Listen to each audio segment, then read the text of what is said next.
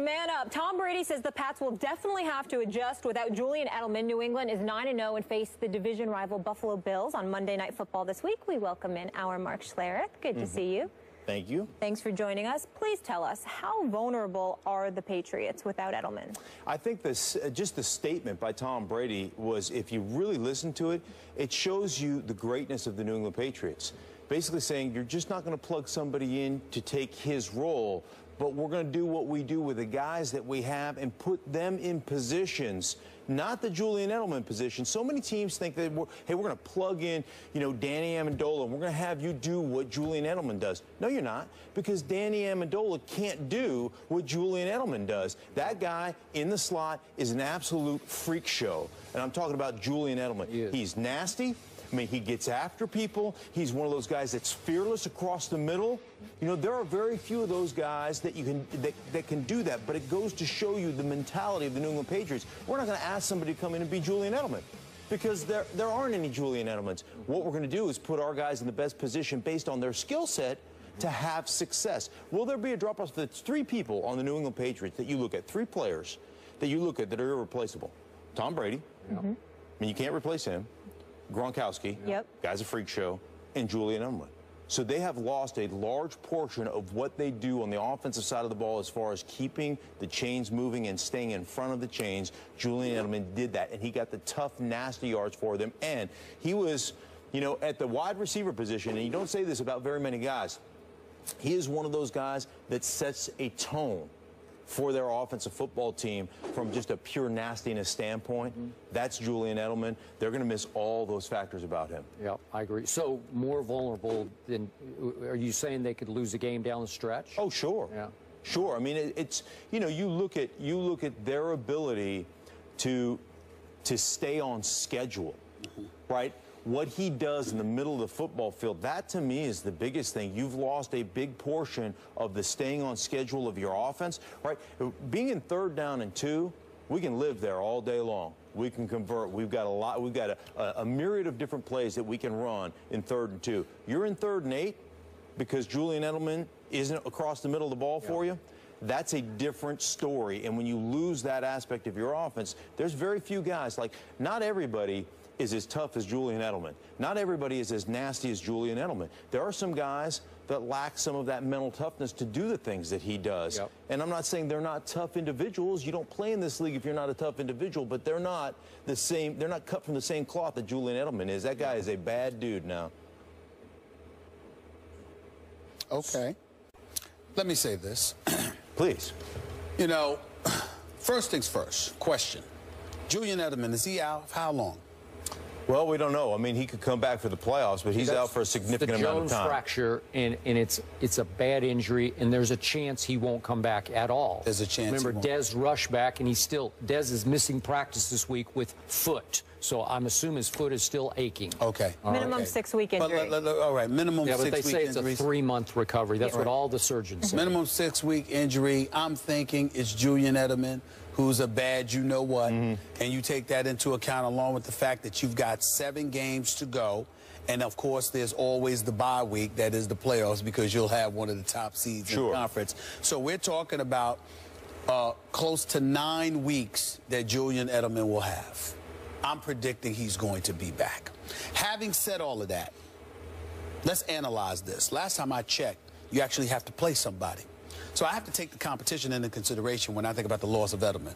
Certainly, he injures you offensively if he's out of the lineup because you rely on him, those 3 guys that are invaluable. You still got 2 of them, in Gronkowski and Brady. Okay, Brandon LaFell is still up in there. Danny Amendola might be able to do some things for you. You lost Deion Lewis, but LeGarrette Blount is no slouch.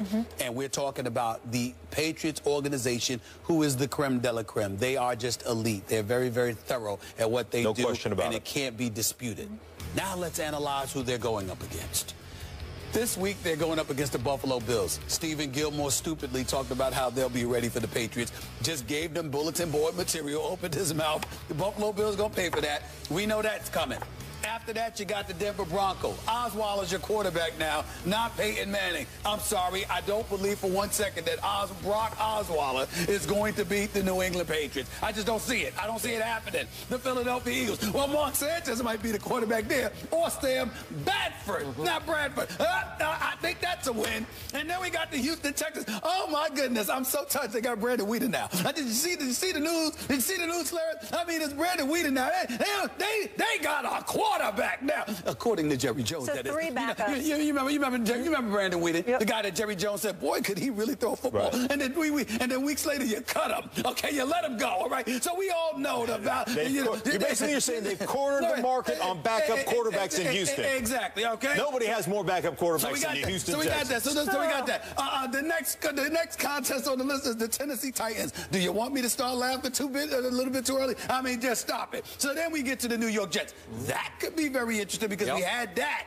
We had that on the schedule as a potential loss for the New England Patriots, particularly the New England Patriots squad without Julian Edelman. But this is an AFC East rivalry. They do like going up to New York and ruining their day, not to mention the fact you're talking about the New England Patriots, who are an elite organization, who knows how to make adjustments, and more importantly, they'll sit around and they'll be like this, hey, you know what? This is what we have to do to win this particular game, and the defense can overcompensate. They can compensate, rather step up and compensate, because they can say, look, they're not going to be what we customarily see them being, because this is a defense that has playmakers. They can make things happen with Ninkovich and the crew.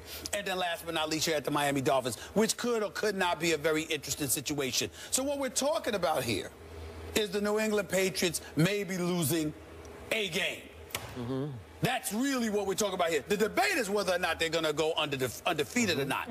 But I think the loss of Edelman will be minimal, because I think all of those games are winnable, and he'll be back for the playoffs. Right. I agree with you in this.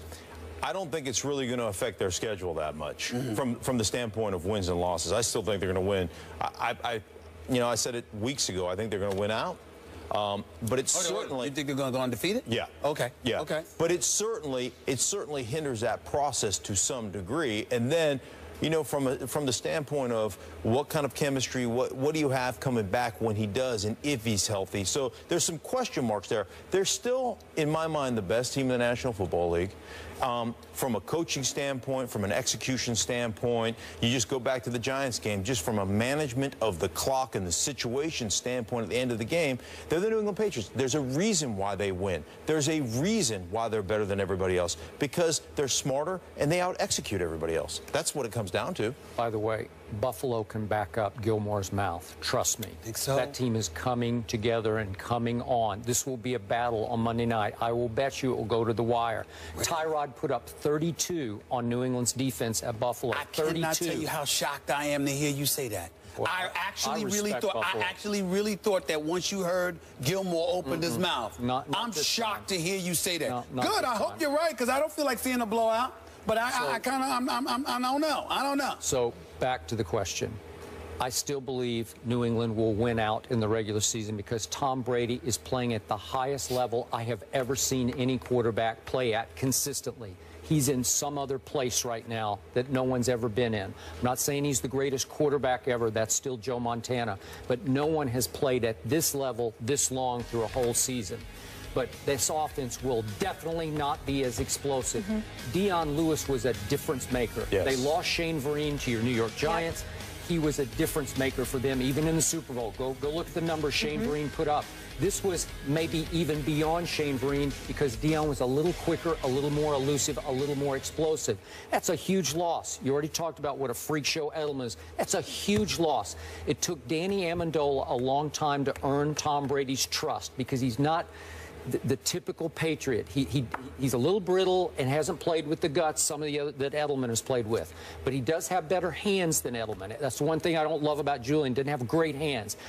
Amendola will make big catches at big moments, and I think he has earned the trust. He just doesn't do it the way this guy does it. But he is slippery, and he did make a hellacious spin move to get them in field goal position the other day against your Giants. So the offense won't put up the same kind of points. It won't be as explosive. The games will get closer, but I still say if you have Brady, you're good. That he'll win these games different ways. With the tight end, Scott Chandler's going to have to play a bigger role. You know, it's amazing watching how many 2 tight end, 3 tight end formations they came in. That's right. And, you know, got this on Twitter, the Patriots fans, their offensive line, it's Yahtzee.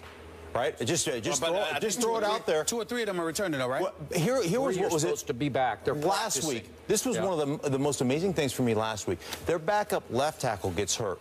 They move their backup right tackle to left tackle. 2 weeks ago, yeah. Right, 2 weeks ago. Yeah. They move a tight end into play right tackle for a while. Then they move him out. And they take Stork, who started the Super Bowl at the center position, went to right tackle. Now, this is why I say they're smarter than everybody else. Right? Because they put their guys in positions to win. They run the ball away from Stork the first time, and then you know what they do? They throw a 5-step drop with a set cut principle. So they're saying the ball's coming out of Tom Brady's hands. You don't have to hold up for very long. What we want you to do is set and then go cut. I mean, he almost cut this guy in half on the first pass pro. 2.5 seconds, the ball's going to be first gone. pass pro he's in and saying, we're going to set the tone for you and give you an opportunity, even though you're playing out of position, to have success. It may not be pretty, but you're going to have that opportunity. That's coaching. Last comment. If what you two say about Julian Edelman's value comes to fruition, I believe the Jets beat them on December 27th. They're going to have a real shot. That's the game. I would have said the 29th, but Peyton went down. But I ain't picking Osweiler to beat the if Edelman is what you say he is, and I know you know, I'm telling you right now, I think the Jets have a chance to knock the Jets. The Patriots come in there 14-0. And the Jets knock them off. If they don't throw a bunch of smoke screens on 3rd down and 4 and 4th down and 2 with man coverage, that's true. Right? If they don't do that with the gimpy wide receiver who's got a bad ankle, that's right. When you got a guy whose forehead's made of rebar and concrete and Chris Ivory in the backfield, then maybe you got a chance. That's right. But you can't, you know, you can't continue to make the same stupid mistakes that you made in the game against Buffalo on Thursday night. Fair enough. Let's take it to the streets. Here's what the people had to say. We asked you earlier in the show which undefeated team is more likely to lose their first game this week. The results are in, and I swear we did not fix this. Listen to this. The Panthers, 38.2%, and the Patriots, 38.2%. That's unbelievable. Okay, I was more excited than you guys. Whatever. Mark, thank you so much for being with us. I appreciate Thank you. I'm just celebrating like myself, Johnny Manziel style. Moving on, the NFC West leading Cardinals are flying high in the desert, but do they have the potential to be super? We'll handicap Arizona's chance of playing in February. That's coming up.